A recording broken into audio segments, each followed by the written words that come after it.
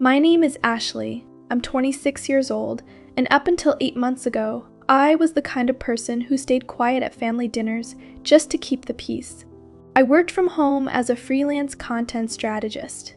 I had my own apartment, I paid my own bills, and I was honestly pretty proud of where I was in life. Not perfect, not rich, but mine. Everything I had, I built myself. So when my sister called me and said her boyfriend Derek was coming to Sunday dinner and she really wanted everyone to get along, I said, yeah, no problem, I'll be there. I showed up with a lasagna I made from scratch. I wore a nice outfit and I walked into my mom's house with zero drama in my heart. That was my mistake. Not going. Not being nice. My mistake was thinking that a man I had never even met before would walk into my family's home and decide within 20 minutes that I was the one he needed to take down. Derek was tall, loud, the kind of guy who laughed at his own jokes before he finished telling them. My sister was glowing next to him, squeezing his arm every time he said something she thought was clever. My mom was already in love with him because he complimented her curtains. And I just sat there eating my bread and thinking, okay, this is fine. Then my cousin Marcus asked the table what everyone was working on lately. Normal question, harmless. Marcus had just gotten a promotion at his firm and he was excited, so he wanted to share. And he wanted to hear from everyone else too. I started talking about a campaign I had just wrapped up for a skincare brand, a full content strategy rollout that had genuinely performed well. And I was maybe 30 seconds into explaining it when Derek put his fork down and looked at me with this little smirk and said, "So you just make little posts on the internet for a living?" I didn't respond right away, I kind of just looked at him, and he kept going. He said, "No offense, but that sounds like what my 15-year-old niece does for fun." And then he laughed. And here is the part that I will never forget for as long as I live. My sister laughed too. Not a nervous laugh, a real one. Like it was funny, like I was funny, like I was the joke. My cousin Marcus went quiet. My mom looked down at her plate. Nobody said a word in my defense. Derek kept eating like he had just said something totally normal, maybe even helpful, like he was just being real with me. He looked at me again and said, "I just think a woman your age should have, a real job, something stable. Something you can actually put on a resume." My sister nodded a little. Actually nodded. I picked up my glass of water, and I took a sip, and I did not say a single word. Not because I had nothing to say. I had so much to say I could feel it pressing against the back of my teeth. But I had learned something a long time ago that most people don't figure out until it's too late, and it's this. The most powerful thing you can do when someone disrespects you in public is smile. Stay calm and let them keep going. Because people like Derek, they need you to react. They feed off it. They want the argument, they want the tears, they want the scene, because that way they get to be the calm one and you get to be the emotional one, and suddenly nobody remembers what he said. They only remember how you responded. So I smiled, and I let him talk, and he did. For the next 20 minutes, Derek ran his mouth about financial stability, about real careers, about how social media wasn't a real industry, about how people like me were one algorithm change away from being completely broke. And the whole table just let him do it. And I sat there and I listened and I stored every single word. Because what Derek did not know, what nobody at that table knew except me, was that I had found out something about Derek exactly 3 days before that dinner. Something he had been hiding. Something that would make everything he said that night, every single word, collapse under its own weight. I wasn't ready to use it yet, but I was close. If you think what happened next was just a clap back or a clap back moment, you have no idea what I actually did. Stay with me, because this is where it gets real. After that dinner, I drove home with both hands on the wheel and the radio off, and I just let myself think. Not cry, not vent to a friend, just think. Because emotion without a plan is just noise, and I was done making noise. I needed to be sharp.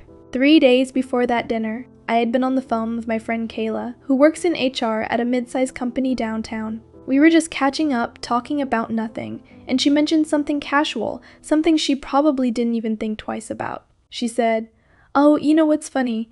Your sister's boyfriend applied for a position at our company last month." And I said, "Oh really, did he get it?" And she got quiet for a second and said, "Ashley, he didn't even make it past the first interview." and then she told me why. I'm not going to say everything Kayla told me because that's her business, and she could get in trouble, but what I will say is this. Derek had listed a job on his resume that he had never actually worked. A whole position, a title, a company name, fabricated. The kind of thing that takes about 10 seconds to verify and about 10 years to recover from professionally, if it ever gets out. And it had already gotten out, at least to that one company. Kayla said they flagged it and moved on. They didn't make a big deal out of it, but the record was there internally.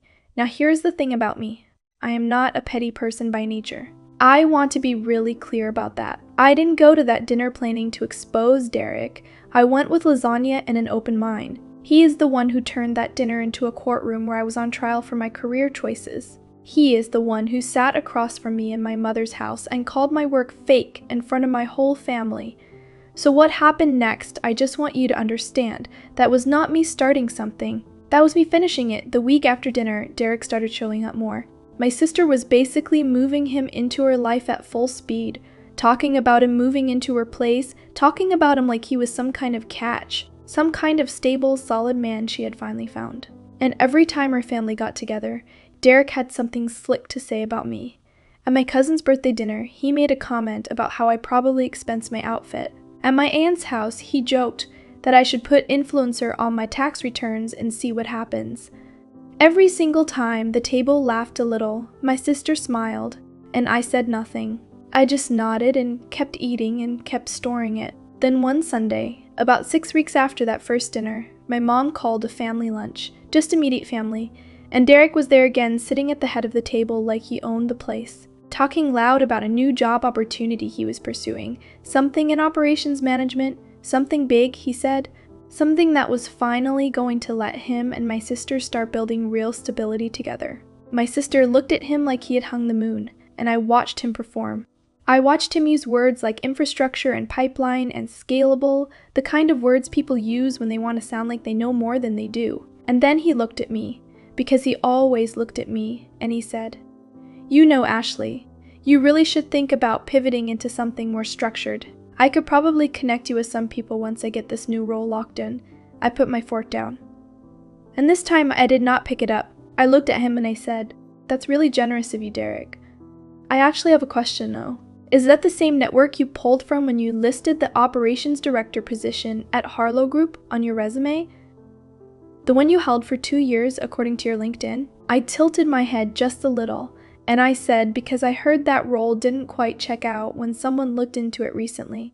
The table went completely silent. Not the polite kind of quiet where people are just chewing, the kind of quiet where everyone stops breathing at the same time. Derek's face did something I had never seen a face do before. It just went blank, like someone pulled the plug. My sister looked at him. He looked at me. And I picked my fork back up and kept eating.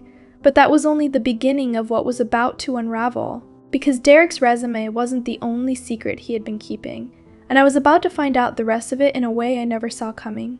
The silence at that table lasted maybe 5 seconds, but it felt like 5 minutes. Derek cleared his throat and tried to laugh it off, said something like, "I don't know what you're talking about," and looked around the table like someone was going to back him up. Nobody did. My sister was staring at him with this expression I had never seen on her face before. Not anger exactly, more like the look you get when you suddenly realize the floor you've been standing on was never solid to begin with. My mom set her glass down slowly. My cousin Marcus leaned back in his chair and crossed his arms and just watched. Derek tried again. He said, "Ashley, I don't know where you're getting your information, but that's a serious accusation and you should be careful about throwing things like that around." And I nodded and I said, "You're right, it is serious." That's exactly why I made sure I had the information correct before I said anything. I kept my voice completely flat. No attitude, no smirk, nothing he could grab onto and call dramatic. Just facts, delivered like I was reading a grocery list. My sister looked at me and then looked at him and said, "Derek, what is she talking about?" And he started doing what men like Derek always do when the ground shifts under them. He started managing. He said it was a miscommunication. Said the title was slightly different than what got listed. Said these things happen all the time in corporate transitions. Said I was blowing it out of proportion because I'd never liked him. And maybe that last part would have worked on a different day with a different audience. But my sister had been with this man for 8 months. She had listened to him talk about that job, that title, that company in detail multiple times. She had told her friends about it. She had probably told herself a story about who he was based on that foundation. And now that foundation had a crack in it and she could feel it spreading even while he was still talking. What happened over the next 2 weeks I can only describe as a slow unraveling. My sister started asking questions. Not to me, to him. And the more questions she asked, the more his answers shifted just slightly, the way a story does when someone is adjusting it in real time. She called me one night about 10 days after that lunch and she was crying, and she said, "Ashley, I looked into it. I actually looked into it, and it's not just the one job. There were 2 other positions on his resume that didn't line up either." And she said, "He's been telling me he had savings, that he was between opportunities strategically, that the new role was basically confirmed." Ashley, none of it was real. None of it. I didn't say I told you so. I didn't remind her of that first dinner, of her laughing when he called my career fake, of her nodding when he said I needed to grow up. I just said, "I know, and I'm sorry," because I was. Not sorry for exposing him. Sorry that she had built something real in her heart around someone who was performing a version of himself that didn't exist. She deserved better than that. She deserved the truth, even when the truth came out the way it did over lasagna and awkward silence at our mother's kitchen table. Derek was gone from her life within the month. No dramatic blow-up, no big confrontation, just a quiet exit, the way liars usually leave, slipping out before anyone can ask one more question they can't answer. My sister and I talked more in those 30 days than we had in the past 2 years. Real conversations. Honest ones. She apologized to me. Not once, multiple times. She said she was embarrassed that she laughed that first night, that she let him talk to me like that she chose his comfort over my dignity in her own family's home. And I told her the truth, which was that it hurt. It really hurt. But I also told her that I understood, because when we love someone, we sometimes borrow their eyes and stop using our own. What I want you to take from this is not that I won some battle, or that Derek got what he deserved, even though both of those things are true. What I want you to take is this. When someone publicly questions your worth, your work, your value, the most powerful response is never the loudest one. It's the most prepared one. I never raised my voice. I never sent a text in anger. I never posted anything online. I just waited until I had everything I needed, and then I said one sentence. And that one sentence did more than a year of arguments ever could have.